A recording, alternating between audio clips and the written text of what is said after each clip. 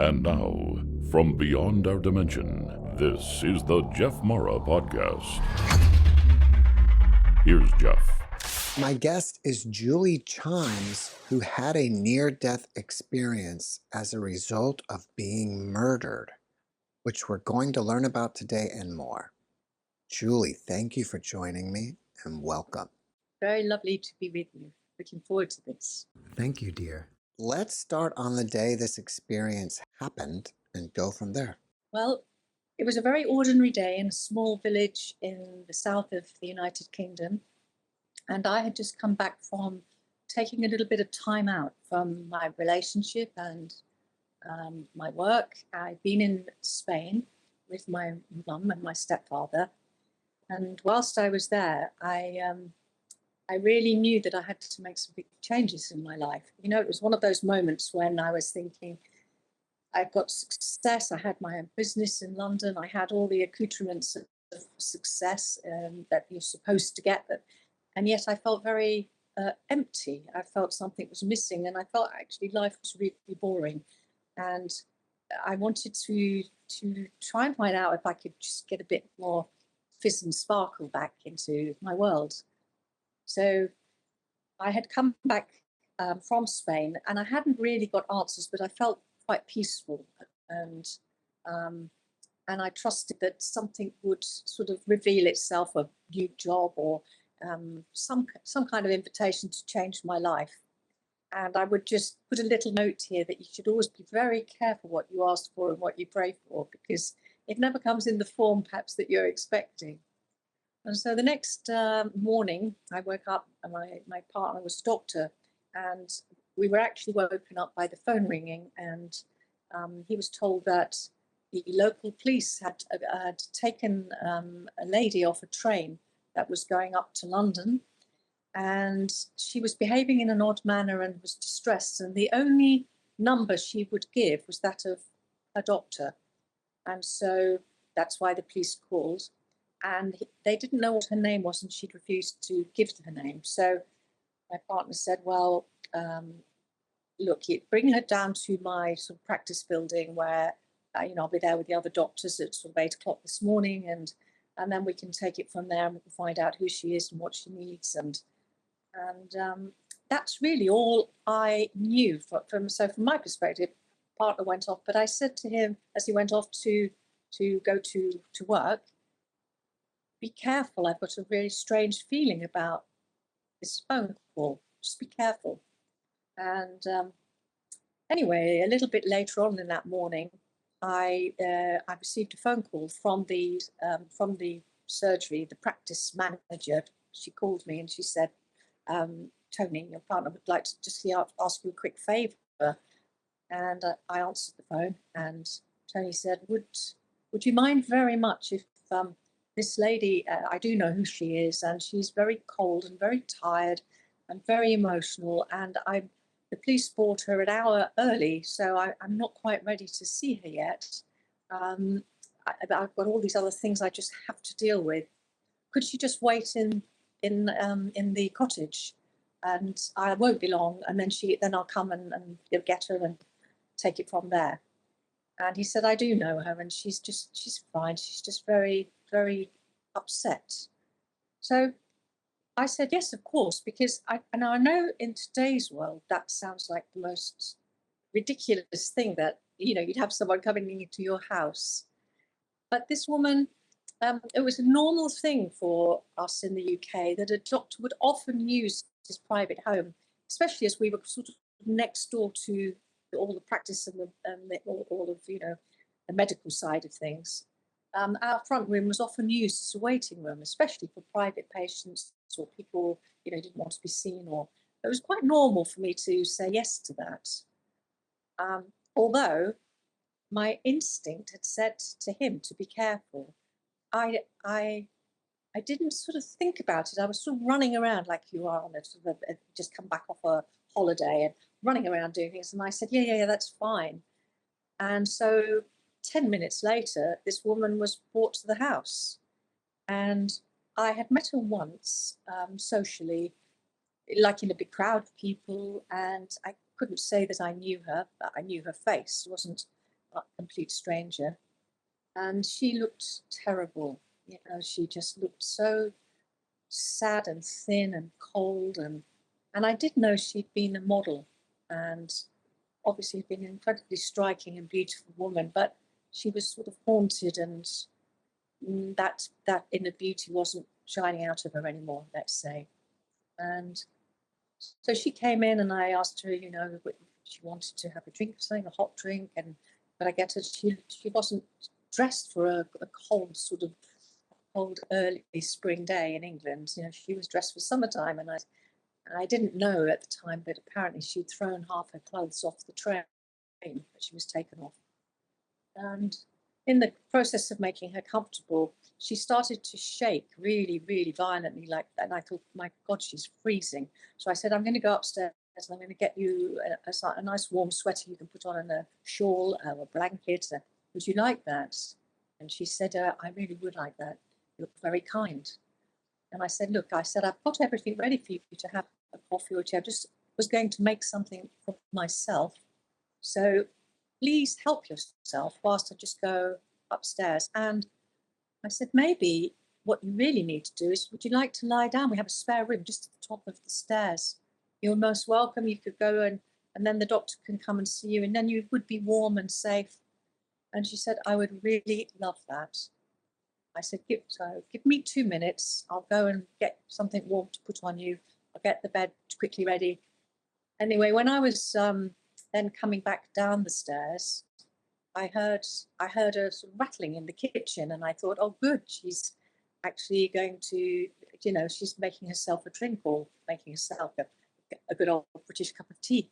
And but no, what she'd actually done was gone into my cutlery drawer and actually found something that was hidden in that drawer, because I didn't actually like this item very much.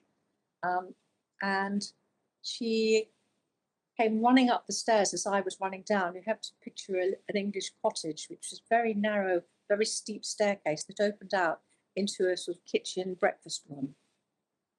And as I was running down the stairs, which I always did, just run down and jump down the last few, she ran to meet me, and she'd got this huge carving knife in her hand, which she'd found in the cutlery drawer. And she just plunged it straight into my middle. So my near-death experience happened so unexpectedly and suddenly and violently that I was in a state of incredible shock and pain in the first few seconds. And I remember just flashing through my head, as you can't die on a staircase. Surely all your life is not going to be about that, just ending in this way. You can't. And then this woman was chanting. She was obviously in a very paranoid state, and she said that I had to die because she had to save the world, and that I was the sacrifice that had to be made in order for the world to survive. And so I was thinking, okay, well, I didn't quite expect my day back off holiday to start like this. And I have got a sort of bit of a sense of humour about things. And I know a lot of people have said to me, you know, that how could you be laughing? And I said, well, because you don't expect something so traumatic to happen to you. And what I want to do is always convey what it's like from the victim's perspective, which is something you never normally hear. You only ever hear the police and friends and experts sort of piece together a crime scene or a murder scene.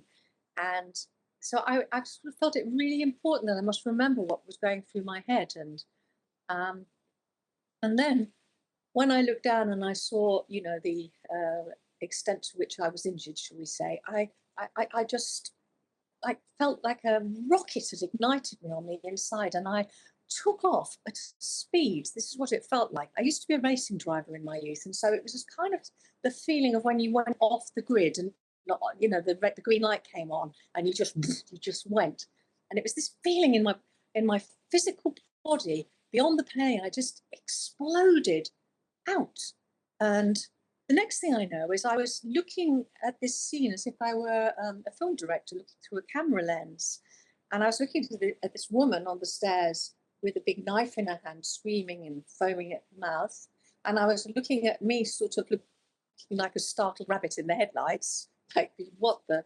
And then within this space, it felt as if I was on a trapeze swinging through the night sky, and stars and moons, and they were all like you can get now, on sort of apps and things. You're just zooming towards me, and the colors, and it was just intoxicating. And I can remember then, like, thinking, you mustn't get lost in this, because you are actually down there and you need to fight for your life. You can't sort of go off on this beautiful cosmic tangent here. And then within that, I just thought, I kept thinking, I can't die like this. I can't die, but I don't know what to do. And then I heard a voice, and I can't put any physical description on the voice. It was like this beautiful, and I can't put a gender on it either. It was just a soft kindness that wrapped itself around me and said, you need to go back. You can't come here. You have to go back. And I remember saying, well, I'm not going back into that. I could see what was being done to this body down there, and I thought, not having that. And then I was sort of taken on a journey. Now, so many things happened within probably only minutes, but I'll do my best for your listeners to keep it in some sort of sequence. So, first thing was that I was aware sometimes of looking through my eyes and looking on the stairs at the woman attacking me. So I went in and out of this experience, in and out. And then when I was out of it, I was at beyond the pain. Because the physical pain was absolutely excruciating, and the shock that was in my system. And then when I came out of it, I was actually feeling like euphoric with a joy of, wow, if that's me, what's this? It still feels like me. What is this? And this consciousness that is beyond any pain. I even felt I didn't sort of feel any particular judgment about what was going on the stairs. I just felt incredibly curious as to what was this part of me that was the witness to this event. And then when I would go back into my body and look through my eyes, I'd think, holy, and I didn't feel at all cosmic or peaceful. I felt, well, terrified and very small and very helpless. But I kept sort of seesawing in and out for a little while, and then this voice came back, and I was on a hillside. It felt like a mountainside in Europe, and I sort of recognised it. It felt incredibly familiar to me, but I couldn't tell you where it was. And on this mountainside, there was a monk in these wonderful iridescent orangey red robes, silky, and he was teaching two young boys the martial arts, and he was sort of fighting with them, a little sort of kung fu kind of moment. And he stopped and he looked at me like he saw me, whatever form I was, he could see. And he said, it's very simple. You have to use the attacker's strength against them. And I thought, oh, I know what he means. And then he showed me this sort of demonstration. He got one of the boys to run at him, and he just put his hand out and he just deflected. So this charge from this little boy was deflected, and then the boy sort of fell over. And so I thought, okay. And then the next thing was I was then back inside my body. And as this woman kind of, sorry for the gestures, but she was lunging at me, I literally just very, very kind of gently pushed her over to the side, and she just fell forward up the staircase because she'd lunged at me with all her might. And she actually embedded the knife into the stairs, at which point I could get onto my sort of backside and slide sort of around her and down into the kitchen. I'd got such an injury in my solar plexus, and it was sort of taking my breath away. And I thought, I think I'm going to die or bleed to death if I don't get out of here. I need to get out. And it was sort of rather complicated layout of this little tiny cottage to get from where I'd sort of fallen down into the kitchen, out through all of that, through a passageway, into a hallway, and eventually out into the road. And I thought, well, you know, unless I get out of the cottage, no one's ever going to know what's happened in here, and I'm pretty sure I'm not going to make it. And then I sort of went back into this beautiful voice, and it said to me how much it loved me, and that really love is the only thing that makes this universe work and holds this all together. And even though this may seem to be a scene from a horror film, this is actually an act of great love. And one day you will understand that. And it wasn't on that. It wasn't in the moment though, but I felt so suffused with this energy of this being, of this place beyond my physical body. I didn't see anyone else. I didn't see a tunnel.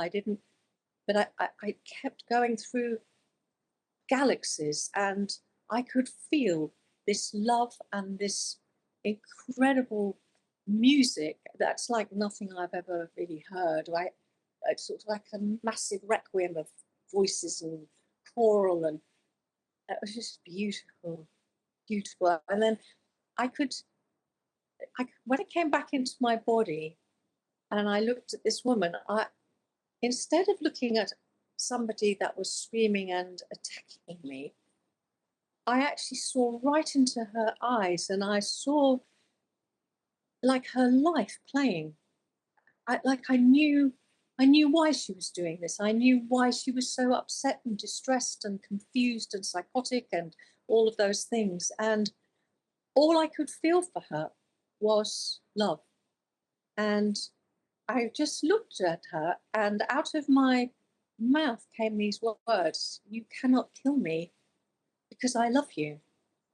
And I mean, part of me was listening to myself and thinking, I can't believe you just said that. You're being murdered and you've just told your attacker that you love them. But another part of me thought, there is nothing else that I could say in this moment.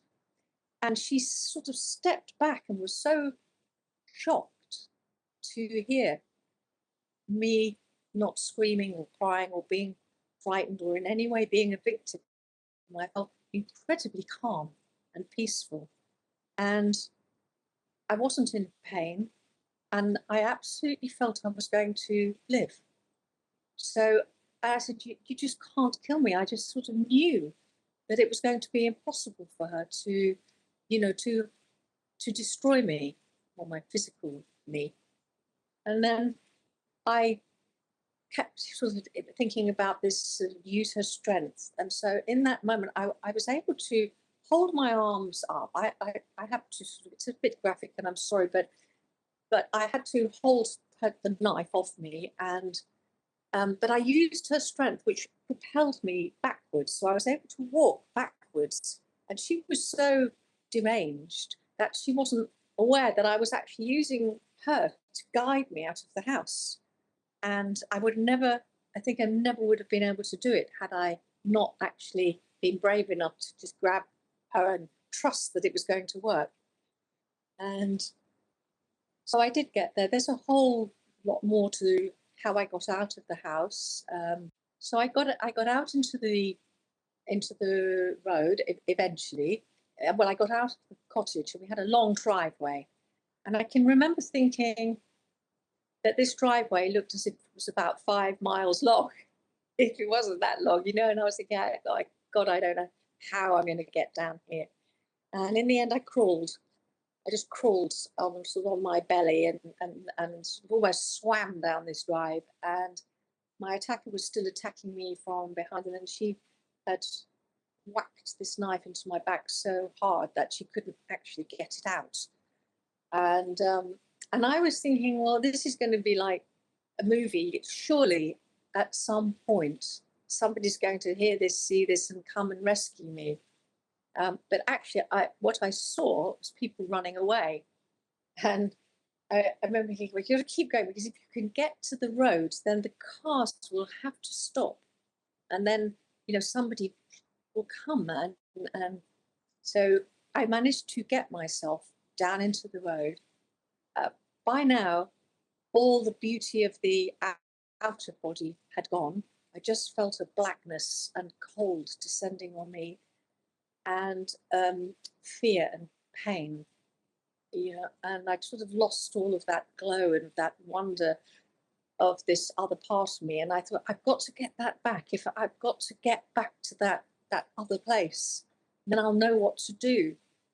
And as I got into the road, cars were sort of swerving and driving around me and accelerating off. And I would just put us a little aside here. If I'd have been in a car or walking past, I think I would have run off in the opposite direction. It takes a brave person to intervene in something like that.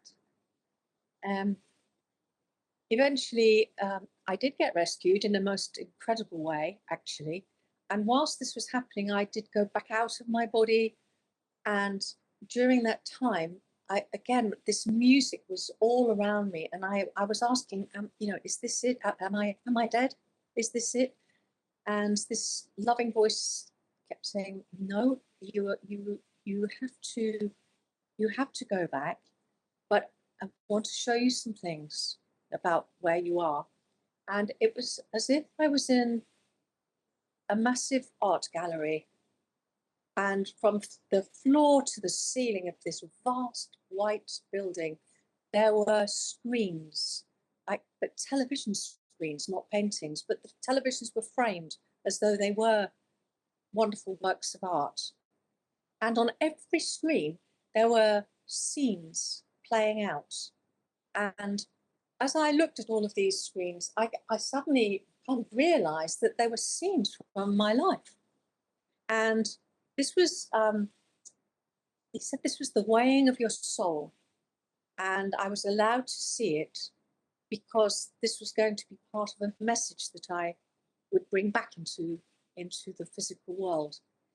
And it was quite extraordinary because I could see myself really tiny in scenes from playground, scenes particularly where I'd done things that went against my instincts, where I perhaps hadn't been kind, where I'd been egged on by other people and I'd not acted true to myself. And I was being shown that in every single scene of my life, and it was past, it was present, it was somewhere in future life that I wouldn't even know who that was, or in the past life, but I knew somehow the essence of these screens was me, and that everything that I had done then, it's like your future's behind you. Everything in your past will be at some point karmically, some say, but it's a complicated thing, it's going to be projected into your future.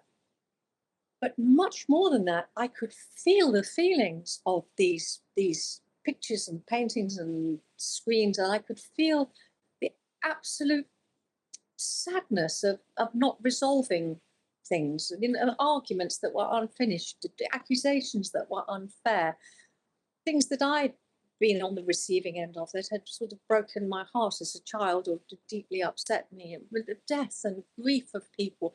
All of it was playing out, and I could feel everything inside me. And then in the weighing of your soul, this voice, you have to experience everything that you inflicted or imposed or out of your ignorance on others until you feel it within yourself. You can never know where compassion comes from. You can never know where non-judgmental observation of life and how that can work. You will always be in a position of being frightened, feeling small, and feeling that your actions have no consequence. but your every single thought that you have, everything that you do, every little thing creates something in your tomorrow. It was so huge, this whole concept. I find it very difficult to articulate because I was feeling, I was seeing, I was remembering, I was sort of crying, I was laughing, I was frightened. All of it was there. And then somehow the consequences of my actions were being shown to me. And so I felt, if I am allowed to live, I must be much more conscious of what I do and how I am, and not to walk around trying to be some sort of, religious zealot, but to just live from this place. And he said, what is intuition? I call this voice now, I call it Veritas, because it seemed to speak a great truth to me. And so where do you think intuition comes from? Look at all these streams. Look at the times you instinctively knew not to do something, and yet what is it within you that did it? Why would you fight against that inner thing? You have to learn as a human being to respect that. So I was sort of being given lessons about a much bigger picture of what life's purpose is about, and that I was going to be allowed to live, to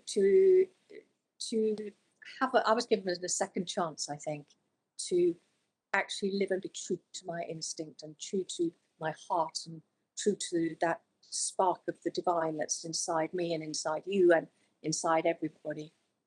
So then I was then back into this scene in the driveway, which was like some sort of terrible sort of noir film, comedic and yet very funny, and quite unbelievable that it would happen. But I'd gathered towards me a crowd of onlookers, accident onlookers I call them, and they were all very confused about what was the best thing to do, and they were all kind of arguing amongst themselves. And of course, I could hear everything they were saying.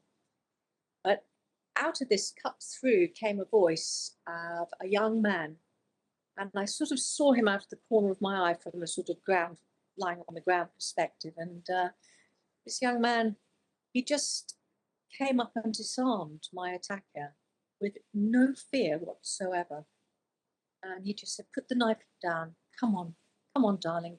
Put the knife down. That's enough now. It's enough. And all of a sudden, like all this pain and physical agony sort of seemed to stop. And then the world went very black at that point. And I thought, well, now I really am dead. Now this is it. This is the big blackout screen at the end of the live movie. And I don't know how do I get back into that beautiful light and love, and where are they? And I was trying to cry out I remember trying to, but I had no voice. I couldn't really speak hardly at all. And understandably, I had a lot of injuries, and this woman had tried to remove my head, let's say that. So I had horrific injuries, and I remember thinking, well, I don't want to die because I haven't told the most important people in my life how much I love them. I haven't done half of the things that I have wanted to do with this lifetime. I haven't, and it was all a great big sort of download of all my regrets. And then having seen these scenes in this gallery of, what could have been, what might have been, how I could have done things differently, how I could have had much more integrity about aspects of my life. And I just felt I wanted to live. I really, really, really wanted to live so that I could try to be those things that I'd been shown. And another sort of part of being out of my body, I'm sorry I'm jumping around a little bit, but it's very hard to put it into any kind of sequence. It's like a dandelion head that you blow, and then suddenly there's all these things happening, all these seeds of possibility. But when I was in this hillside and I saw the monk, I got this sort of flash of a time back in European history of a massacre and of like Knights Templars with their red crosses and this sort of I was standing and crying out with all like screaming, how many more times do I have to die for you? I want to live for you. I really want to live. And it felt as if in this show and the weighing of my soul, I have lost my life a lot of times in past lives by not having the integrity of being true to life, if that makes sense. And so back into the driveway, I got this tremendous anger inside me. It was just energy, but I felt so angry. Like, how dare this person come into my home, into my life, and hurl all of this violence and aggression and abuse towards me. And something inside me just felt like phoenix rising. And I thought, I am absolutely not going to die here. I'm really not.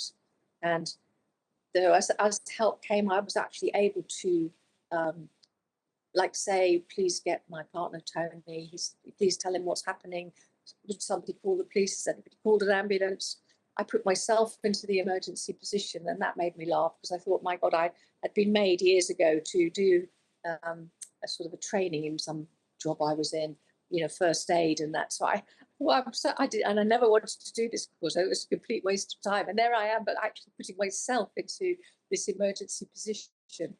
And then the things that run through your head, as well as this feeling of the immense, this cosmos, this immense mystery that we just don't even know a fraction of, and to just touch the hem of it is like, whoa, I want to know more, give me more of this and much less of this down here, and all of that, and then at the same time thinking, I don't know how I'm going to get through this without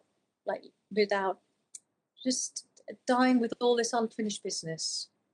I really, really think we have to know how to live with those sacred rules, not anybody else's rules. And I felt as if I was being downloaded with information, just a download of suddenly this great puzzle. Who am I? Why am I here? What is my purpose? Where am I going? Why do people have to suffer? What is karma? Thousand all those questions that we have were being answered somehow within me, and how every single point of this life that we're in is connected. Does that make sense? It sure does. Julie, thank you for sharing your experience with us. Before your husband left, you had some sort of premonition that something bad was going to happen, along with you knew you wanted a change in your life. Is it possible that this experience was meant to be? Very much so. I feel, having had years to really assimilate what happened to me, I can say that, first of all, I wasn't the only one who had a premonition. My mother in Spain, when I was leaving, she said, please do not get on that plane. Please don't go. Please stay here. And she had a gold cross, which she took off her neck and chain. And she said, wear this. And I laughed and I said, do you think there's something going to happen with the plane? I think I'd rather you told me now. And she said, no, I've just got a very strange feeling and I can't tell you what it is, but I feel very concerned about you. And she put this cross on my neck. So that premonition, first of all, when I was being attacked in my hallway, it flew out of my clothing. And because the woman was grabbing at my sort of sweater on, and when it flew out, she actually stopped dead seeing this cross, because she was trying to kill me in the name of Jesus. So I think she was a bit shocked to see that I would have that, wearing that. And it's not something I would normally wear. And in that moment, that enabled me to open the door. These are all putting clues together after the event, thinking, well, you know, what are the chances of that? I would never have worn something like that. Another very big part, which helped me understand it was meant to happen, was that a few days beforehand, I'd been in London, and I'd been to a meeting in the West End of London, and my meeting got cancelled. Well, it didn't get cancelled, it got delayed. And I didn't have time to go back to my office. So this was one of those sort of residential areas of London. So there weren't any cafes, or there wasn't anywhere to wait, and it was peeing down with rain. And then I remembered that when I was a child, my mother had taken me to this very famous square in London, because there was a spiritualist association there and a library, and they were kind of an open, like your podcast before podcasts exists. They had talks most nights and interesting speakers and displays of clairvoyance and speakers and healers and all denominations, all faiths. It was a really wonderful place. And I can remember this beautiful library. And so now, as an adult standing in the rain, I thought, oh, I know what I'll do. I'll go in there and I'll go into the library for half an hour or so. And my favourite thing is to read, and I'll pick up a book and I'll just sort of while away half an hour until my meeting. And when I walked in, there was a receptionist, and she said, you're the 3 o'clock you're the 3 o'clock appointment. And I said, oh, no, I'm sorry, I don't have an appointment. I was just coming back reminiscing from memories of my childhood and coming to this building with my mother. And she said, don't be scared. Is this your first time? And I thought of it. I was going into a brothel. She said, no. She said, it's nothing to worry about. And it will cost you this much. And don't be, just come in. Third door down that corridor on the right-hand side. And there's a wonderful medium. He's a lovely man. And I'm sure you'll get a lot out of it. So I used to always do what I was told. So I just sort of paid the money, and I wandered down this corridor. And I thought, well, why not? I'll give it a go. And this man, I just remember his eyes. They were really pale blue, and they looked straight through me. And he just sort of started to tell me things about my family. And I have a very complicated, complex family background. And he seemed to just tune in to things that nobody could have possibly known. And then he said, I only have one thing to tell you. He said, you must change your front door. You absolutely must promise me that you will change your front door. And he repeated that over and over. And then he started to bang his fist down on this table. And then he said, promise me you will do it. Promise me. Well, jumping back to my cottage, my front door on this little tiny hallway opened inwards. And so whenever you let anybody in or out, you had to sort of stand behind the door and kind of trapped in this little lobby. And there'd been a new front door sitting in the garage waiting to be, fixed by a carpenter that would open outwards. And so I thought, well, I really must get that done. It'd been sitting there for months. You know how it is with these things. And so I had organised for that door to be changed. And because it opened outwards, that saved my life. So my contemplation was this. If I was meant to die, no one would have given me that message. But if this was meant to be, that I had to go through that and I had to survive, then that's why that message came to me. And that's why my mother had an instinct. That's why I had the strangest feeling telling Tony, my partner of the time, be careful, be careful. So, just to sort of simplify things, that I really felt from very early on, it had to be. Because I was thinking, well, when I was in intensive care and going through all of that side of the physical repairs, the crash damage, I remember thinking, why on earth didn't they, if the other side could get through and communicate, why didn't they say to me, don't let anyone in your house? Don't let a stranger in. Why couldn't they have given me that as a message? And it took me a long time to accept that it was meant to happen. I can say it now with a smile, it's many years ago, but I had to go through some hoops and quite a lot of soul searching to get to that place. But then people have asked me, they say, well, how do you know it wasn't just a dream? How do you know that you weren't sort of just filled with adrenaline? How do you know it wasn't drugs in the hospital? Because I was still in and out of this beautiful place. I felt like Veritas never left my side all the way through getting to the hospital. And I just felt like, obviously there's so much love around me and there's so much care around me. It had to be like this. Who do you think that voice was that spoke with you?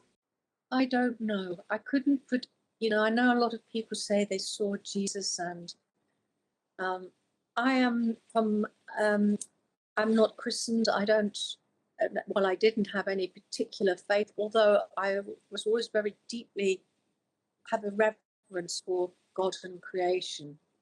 But when I was a child, because of my complicated life and background, and my mother always said to me, you must make your own decisions and choices when you're old enough to be able to decide where you want to place your faith. So I didn't get I didn't feel like an angel, but I would say it was my guardian angel now. I would say this person, this being had such love for me, unconditional, incredible love that seemed to demand, unconditional. It wasn't demanding anything of me. It was just wishing to impart wisdom, knowledge, guidance. Everything I needed in those moments was being given to me. So it felt, I don't sort of really have so much of a father figure in my life, but it felt like a loving father figure in a universal sense.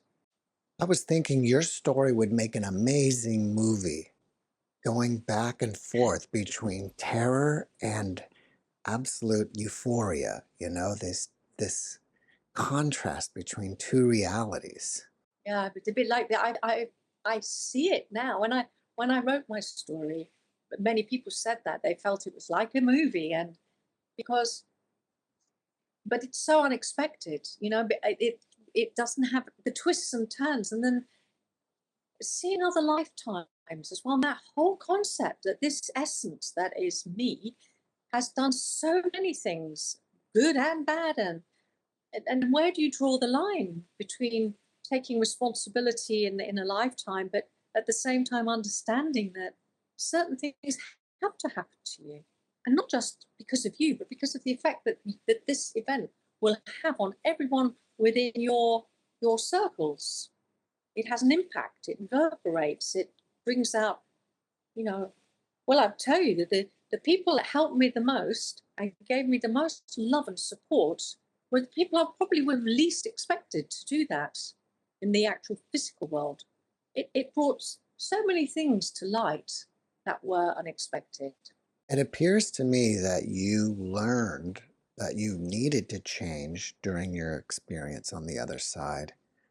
So Very perceptive. how have you changed since you came back? Well, I'm a much braver person, because at first the ultimate fear as a human is like a painful death, one of the big fears we carry with us. And I now know that no matter what I'm faced with, I'm equal to it. And whether I live or whether I transition into these other realms, that holds no fear for me anymore. So I've changed my perspective about life and death. I feel that I've learned to be so much more compassionate. I always try to see the gallery, the gallery, the arts of another person's life, all the events, and sometimes I can see that. I've developed perhaps quite a lot of psychic ability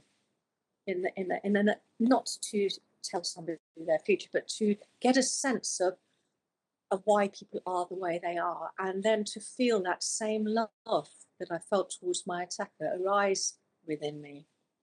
If I'm judgmental towards someone, I can feel my heart actually contract and get tight and cold. And if I'm open and I remember what I was taught in those moments of my near death, and then my heart actually really expands, and I can feel this tremendous heat inside me just burning out of me, and it feels so wonderful. I'd much prefer to be like that. And so I knew I had to change my life before this happened. That's why I was laughing to say, be very careful what you wish for. I changed because I knew that I was living a lie. I wasn't being true to myself. And so with as much integrity as I could give the situation after I'd physically healed, I left the life I was in. I left the job that I was in. I left the person I was with, who is to this day one of my greatest and most treasured friends. I left my country and I have traveled the world. I have written, I have gone back into art and music and the things that I was passionate about as a child. And I try not to ever do things that are going to have repercussions that I wouldn't want Veritas to see on those screens. I'm a little bit confused about Veritas. Is that a person or what does that word mean? It means truth, and it's just a nickname I gave to this entity because it was more of an audible experience. I just heard this voice talking to me, and now I've had many years to think about that voice, contemplate what was said to me, look at all the notes I made during the time I was in hospital and the dreams that I had. This is another thing. It didn't just stop. I had a near-death experience, but then I had many, many out-of-body experiences and a very lucid dreaming, which I still have to this day. And I have been back into those experiences without the pain, I'm very happy to say. And so I've given it this generic term, truth. And so I use the Latin word veritas because I felt that it kind of felt a little bit bigger than the English word truth. It felt much more beyond time and space, a truth that's always been there, that always will be there. I think that every other near-death experience that I've listened to, I feel the truth comes in so many messengers, through so many messengers, in many ways, that it can speak. It's a language of its own that can reach out into hearts and minds and ears and envelop us all with its love, if we're prepared to listen and then to contemplate. I think you have to work with that truth. You can't just, if you mentally accept it, oh yeah, I agree with that. It's not the same as embodying it and trying to be that truth. It's a very different thing. I say it's like I can read 100 recipe books, but if I don't ever cook the meal, no matter how much I think those recipes look delicious and how much I might agree with them and go wow over the ingredients, if I don't cook the meal, I will always be hungry. I have to taste that truth. Have you had any further communication with Veritas since your NDE? And if Yes, not, I have. all right, while telling us about that, I'm just going to add this question. Do you feel that Veritas is always with you? I do feel that Veritas, I feel he's always with me, but I don't think I'm always with him. Because when I lose my way, when I get distracted and distressed by the ways of the world, which I'm quite sure everybody does. And sometimes, can really wallow in that. When I'm being hit by personal grief, I feel Veritas very far away. And I don't like that. And then I once asked him in a dream, I say him because it feels more masculine than feminine. I said, "Why do you keep leaving me?" And he said, "I've never left you. I would never leave you. It's impossible. I am you. You are me. But you go far away sometimes." So, fair enough. Interesting that he says that you are him. Do you think that means that it's actually your higher self? I certainly feel it's part of a universal higher self. I don't know that it's my higher self. And because of my cynicism is too harsh a word, my questioning of people who purport to be, have paranormal powers and things, because my mother and my grandmother did delve into that world a little bit. I think my questioning gave me a healthy distance from I couldn't say this is my like my higher self. I feel we all have access into this matrix, this web of incredible truth, and it has to come to us in a way that we'll accept. So I feel Veritas is sort of chosen as an energy to be around me because that wonderful sense of humor, fantastic, really, really stretched my being to the limits of what it could understand or comprehend, and then always sort of bounced me back into my small self with a lot of laughter. And he sort of has been teaching me these things for a very long time and comes into my dreams. I still sometimes hear his voice or the voice of Veritas, like really inside me. I actually hear the voice. And it's usually been in times when I have been utterly distressed.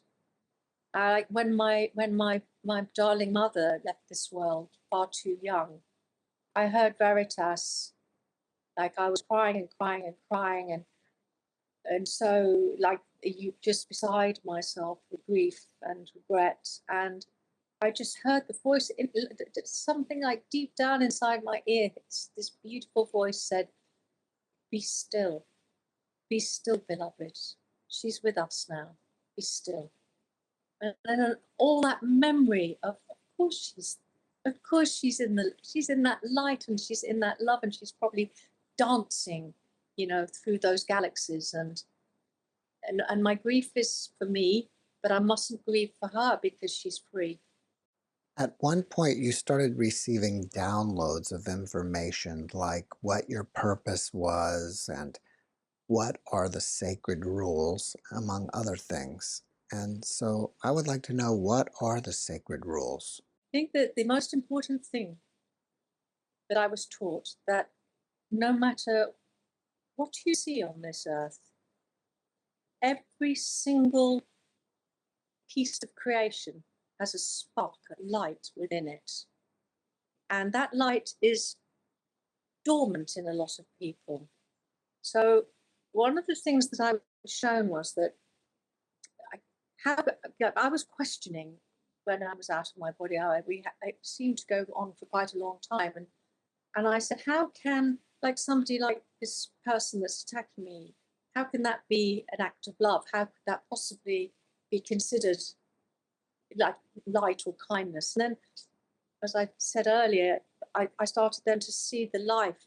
And what I was shown then in a more general sense was this inner light, this spark that we all have, is sort of buried under layers and layers and layers of conditioning.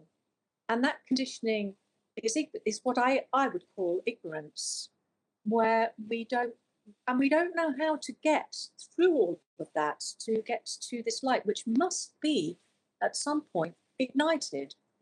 I mean, we hear the expression now a great deal, don't we? You must wake up, it's time for people to wake up. But that phrase, to me, it means wake up to the fact that within you, you have this immense potential. I mean, you can, I won't go into them, but in every tradition, in the root of everything, you can find teachings about the awakening of the inner light. It's the most beautiful path, actually. So I think that sacred rule is that you have to look at everybody. And I've met murderers. In the course of writing about and sharing my experiences, I've traveled this world and I've met some incredible people from every walk of life and every level, let's say, of awareness and consciousness. Just incredible. So rule number one, when you look at anybody, to see that light that is within them and to honor that, no matter who they may be. That rule has enabled me to sit with people who have done terrible things and not be frightened of them, and to really feel a heart connection with them. That even though that light is buried under these layers of forgetting, it's still there. So the next rule, that it was to truly listen to your intuition and to follow it and to trust it, because the intuition is the voice of God within you. And if you deny it, I mean, the amount of people, and I'm sure you must have this when in all of your interviews you have heard this being said, if only I'd listened, if only I had taken note of, the events that led to, it could have had a different outcome. And so what are we listening to? And where does that come from? And I feel, rather than try to make Veritas into some kind of person, I think it is this, there are universal laws of truth. And so intuition, a recognition of the greatness and the goodness in everybody, and to try to treat people according to their greatness and not according to their ignorance. Even in the midst of being attacked, I was taught that lesson very fast track. You can still find love inside you, even in the most terrifying situations. To blame another is one of the most deluded things we can ever do. Blame it gets you nowhere other than to big trouble. Try to project onto it's a very negative thing to do, and I think probably in our culture in the United Kingdom, we're a bit good at doing that, complaining and moaning, and is that a negative vibration? Everything is energy. That I have seen, and that I have felt, and that I have learned from. Everything vibrates and scintillates, and if you're upbeat within yourself and true to who you are, you radiate an energy. I think that's where the aura comes from around the saints, and they are exuding such a beautiful energy, vibration, whatever you want to call it, and it is like sparkling light coming from them, because they're true to that essence, that God essence within them. And when we're ignorant and complaining and blaming and shaming and criticizing and judging and trolling and all of those things that we can do as humans, very easily we can fall into that. We're diminishing. The only thing we're diminishing is ourself. And we're diminishing our ability to be magnificent, to have access into that matrix of knowledge and experience and love, and where life just becomes intuitively obvious. Whenever you can't make decisions, rather than getting stuck in the mental plane, if we can drop into this matrix of the heart plane and these vibrations, everything we need will come to us, I believe. Julie, after watching this podcast, people may want to reach out to you and ask you questions. Are you open to that? And if so, how do they reach you? I am open to that. I'm not an organization. I don't have any kind of business around this. So I would ask you always I try to read everything myself. I think about it, and I will guide you the best I can within the time I have allowed in my life, which is rather busy at the moment, and I will get back to you. And you can reach me via my website. It's probably the easiest way, the contact form, but I'm also on Facebook. I am also on Instagram, and I'll give you those links. I guess you can put them up. I've got a YouTube channel. So there's lots of ways, and I do my best to post and keep up to date with putting this information back. You know, there's some wonderful books and writers and other people who have touched on these experiences who are far more articulate than I am.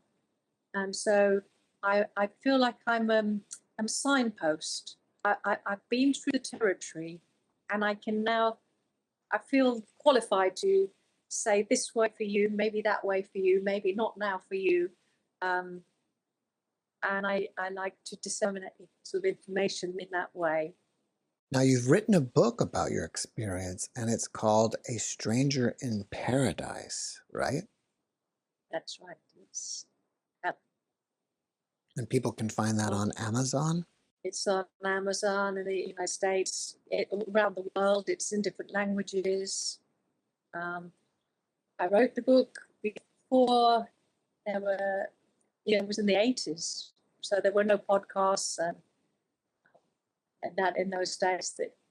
So I did, as a result of writing the story, and anyone who's interested, it's sort of the near-death experience, and it's sort of the leading up to it, the aftermath, the effect it had on everyone around me, and the lessons learned.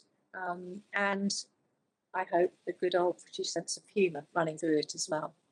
And so it's available audio and Kindle, all those things, ebooks. Well, before we finish up, can you leave us with one last positive message?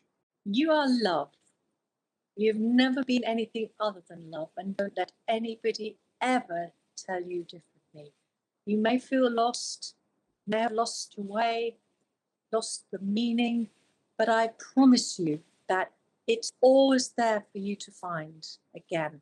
And it will never judge you, never criticize you, never punish you. And even though you go through really tough things on this earth sometimes, you are equal to it. I know that with all of my heart. And you will be amazed. If you can go through these difficult times, I believe that you will get close to that light, that light that exists inside you. That light will always guide you, and that light will begin to shine out of you, and you'll have a ball. Promise.